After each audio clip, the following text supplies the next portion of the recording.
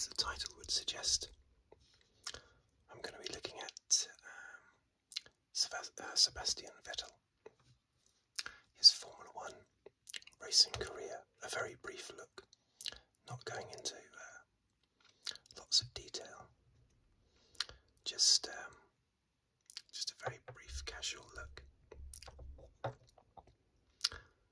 Continuing my series of videos looking at Formula One drivers, although it's been a while since I did my last one on Alberto Ascari. Okay, let's put that over there. So,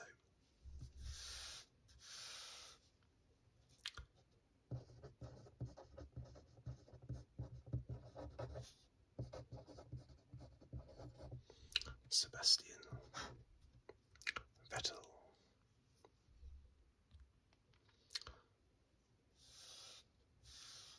He was born on the 3rd of July 1987. The 3rd of July 1987 in West Germany. Heppenheim in West Germany. Back then, of course, known as West Germany, because we still had the divide, the East and West.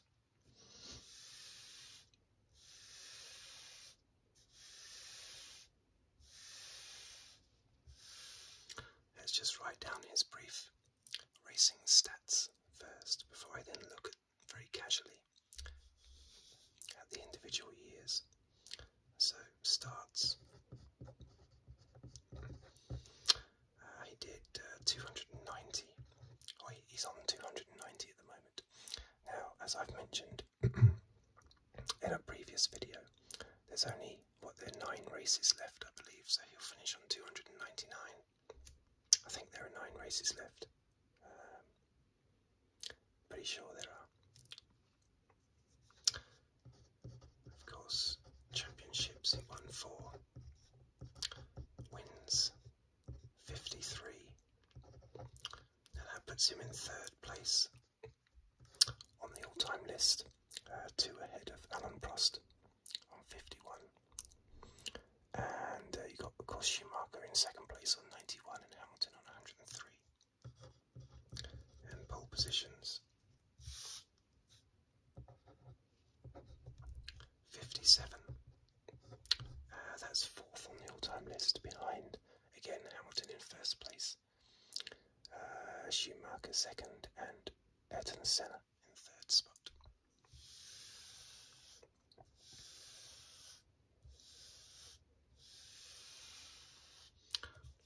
Now, he started off as a test driver for Sauber in 2006.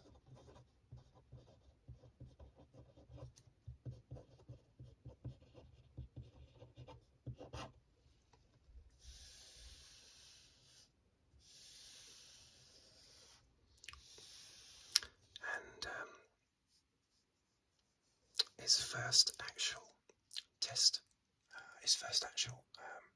practice session was at Hungary that year. And the interesting fact about that, of course, was that Grand Prix was Jenson Button's first Grand Prix win, Hungary 2006. And that was Sebastian Vettel's first practice session in a Formula One car.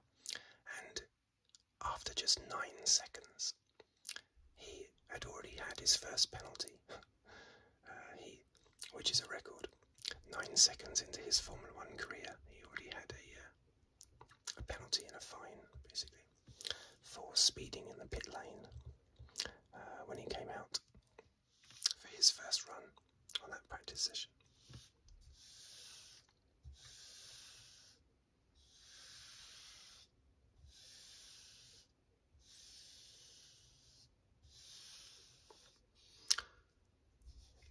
His first ever win, not his first win, his first race was the 2007 US GP,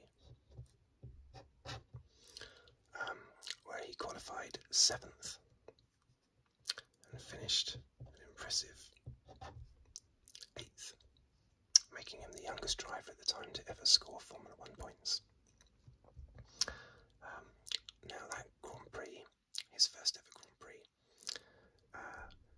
was Lewis Hamilton's second Grand Prix win. You might remember his first two wins were back-to-back. The Canadian Grand Prix in 2007, and then a week later, the US Grand Prix, where he held off Alonso, where going down the straight virtually every single lap, Alonso would pull alongside Hamilton, but Hamilton would manage to hold him off and outbrake him going into the first corner every single lap. It was great stuff. Anyway, that was Sebastian Vettel's first Grand Prix. He finished 8th.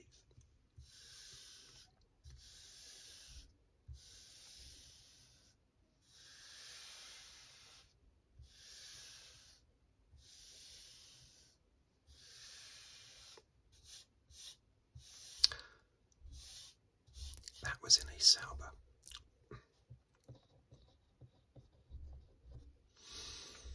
But later that year, at the Hungarian Grand Prix once again, he was picked up by Toro Rosso, or the Red Bull Young Driver Racing Program. Maybe he was already part of that, I don't know, and just on loan to Sauber, I'm not sure. Probably. Anyway, he went to Toro Rosso to replace Scott Speed, who wasn't being particularly impressive, basically, at Toro Rosso. So he got the job, and Sebastian Vettel moved into the Toro Rosso. That was from the Hungarian Grand Prix of 2007 onwards, including 2008. And of course 2008 was memorable because that was his first win at Monza, when he also achieved, let's get the focus right, when he also achieved pole position. Very impressive.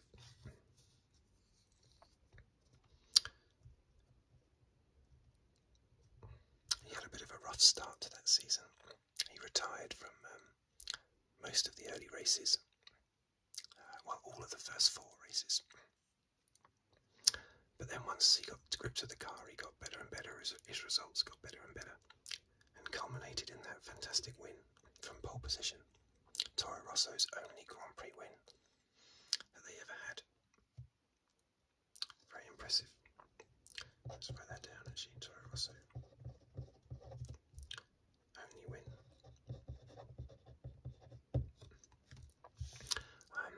Of course, because of that performance, he was immediately snapped up for Red Bull. And that's when he really took off, of course. 2009, he was fantastic. I think he won, was it 4 races? I think all in this, no, there was 1 race in the first half of the season. I think it was the Chinese Grand Prix. Was it the Chinese Grand Prix? Anyway, Jenson Button won 5 of the opening 6 races. Or was it 6 of the opening 7? It might have been 6 of the opening 7. Anyway, Button didn't win another race after that.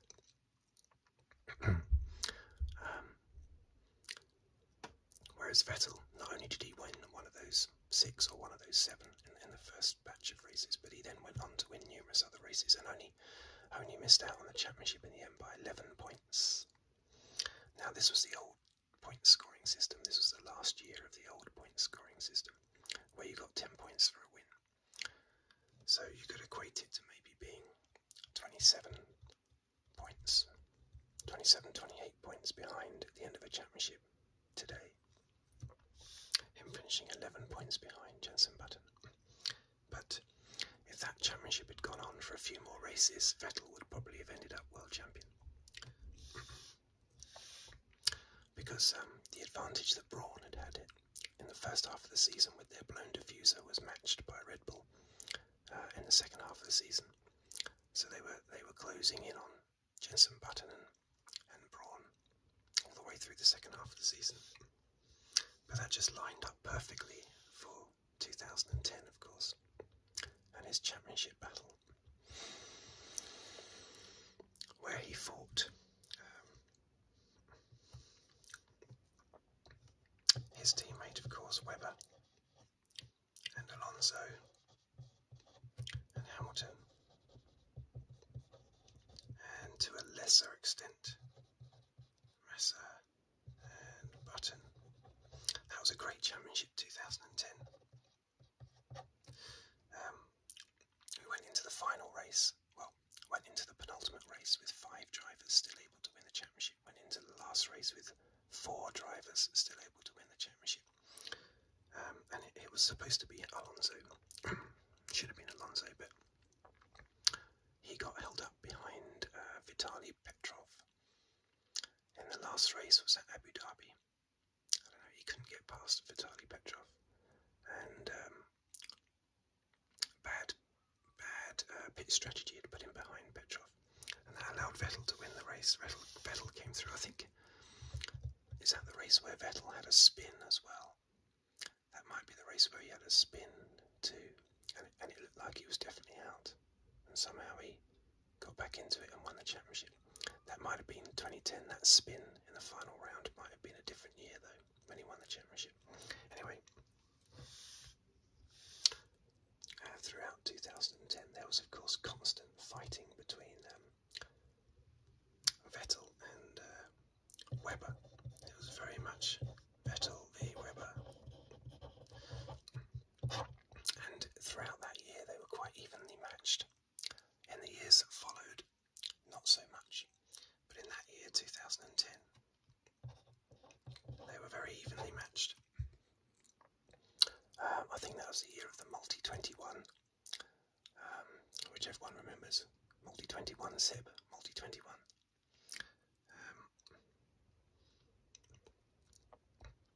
Some Multi-21 being a code, I think, for if you've already had your pit stops or something, you're not allowed to try to overtake the teammate in front, something like that. Anyway, Vettel sort of did an Ayrton Senna and decided to just ignore all of that, do his own thing, and got past him Webber. I forget which race it was. Got past Webber and won the race. There was of course the Turkish Grand Prix where they both had an accident. I think one of them immediately retired and the other one sort of limped home, I think. And then of course there was also the British Grand Prix where they didn't have a coming together, but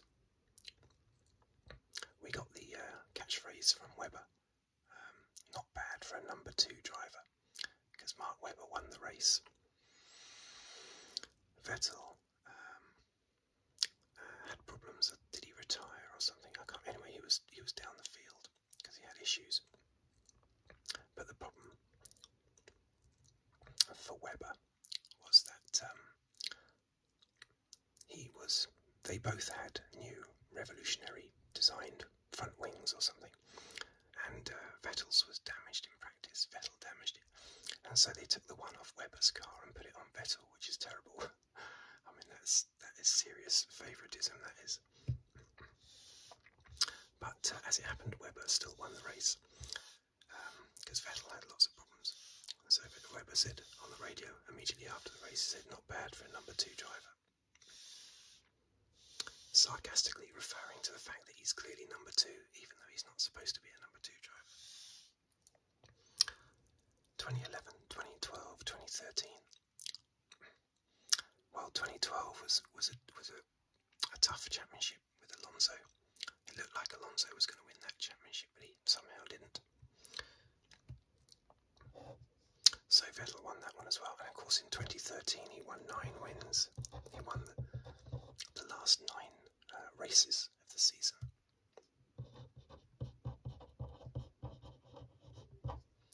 And that was equalling Alberto Ascari's record of 9 wins on the trot. However, Ascari had done it across 2 seasons. Vettel had done 9 wins on the trot in 1 season. That's quite incredible, the last 9 races of the year, to obviously comfortably win the world title. However, 2014 saw the arrival of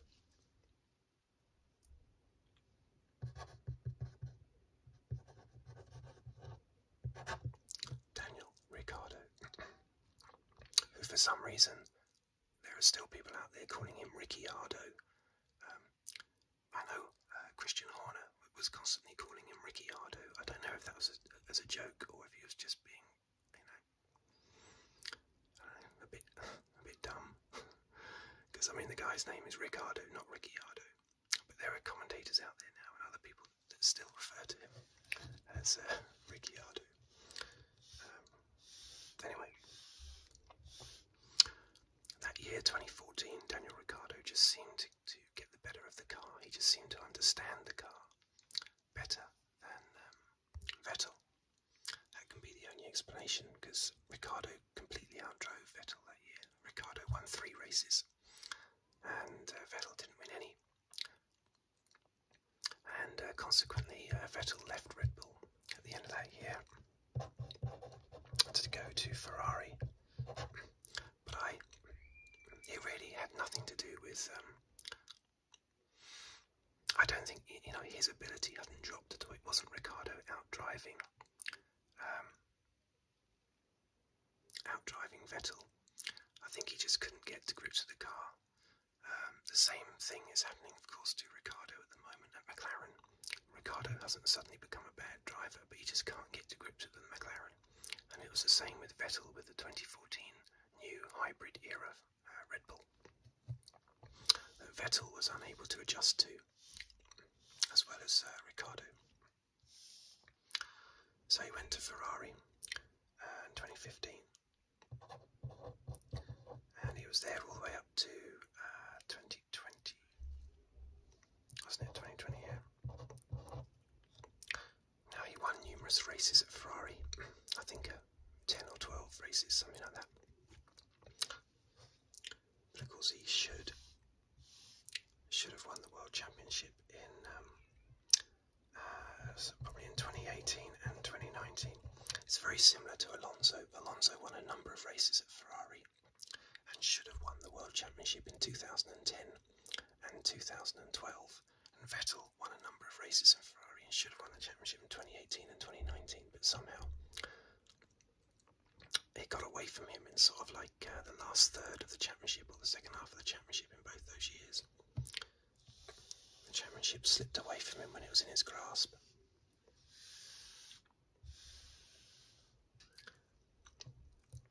And then, of course, in 2021 to 2022, he's been at Aston Martin. Now, I think he went there because he thought, well, the new cars are coming in 2022. Who knows? Aston Martin might totally be on the ball. And of course, when they were Racing Point in 2020, they were, regular podium finishers and Grand Prix winners as well. So the signs were there that Aston Martin would be very good. But of course, unfortunately, in 2021, there was a rule change with the cars that favoured the cars with a high rake, like Red Bull, and punished the cars with a low rake, like Mercedes. And Aston Martin was based heavily on Mercedes, so they suffered as well. And Aston Martin's 2022 car has been complete rubbish as well, it has to be said. So it's the right time, I think, for Vettel to go. 4-time champion, why not? Interestingly, I was thinking, I went through my head earlier, all the world champions, to see how many multiple world champions won all of their championships with one team. And I was amazed at how many there were. There are actually 6. I didn't think there'd be as many as that. Obviously, Vettel's one of them. That's why I looked it up. But I thought there might be one other, maybe 2 others, but there are 6 in total. Now, I was thinking of looking that up because I thought, Vettel might think, and certainly some people would think of him, that he's less of a driver because all of his championships were with one team. And yet, when you look at the history books, you see what other drivers have done the same thing, and you see what esteemed company he's in. For instance, Ascari, who won both of his championships in a Ferrari, and then you got Jim Clark, who won both of his championships in a Lotus. Sorry, how many did he win? 63, 65. Yeah, he won 2 championships. And then, of course, you've got Senna, who won all 3 of his championships in a McLaren.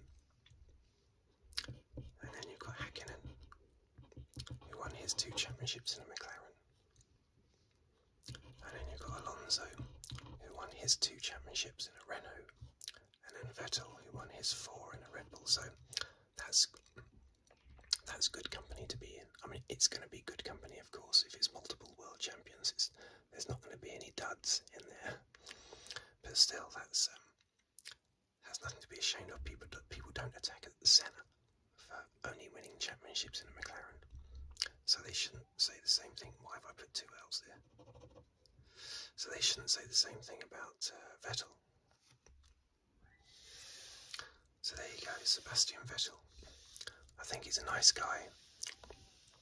I think he was probably a little bit he wasn't so nice on the track. Not tremendously trustworthy with his teammates. I don't think. A little bit too aggressive, a little bit too naughty at times on the track. Basically just like Senna. Senna seemed to be, anyway, I never met him of course, but he seemed to be a thoroughly decent person. Off the track, on the track, a bit of a monster. And I think that's the same with Vettel. He comes across as a great guy.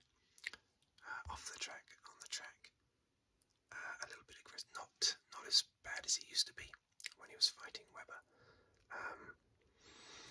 And not as bad as Senna ever was, but still a little bit too tough, maybe, on the track.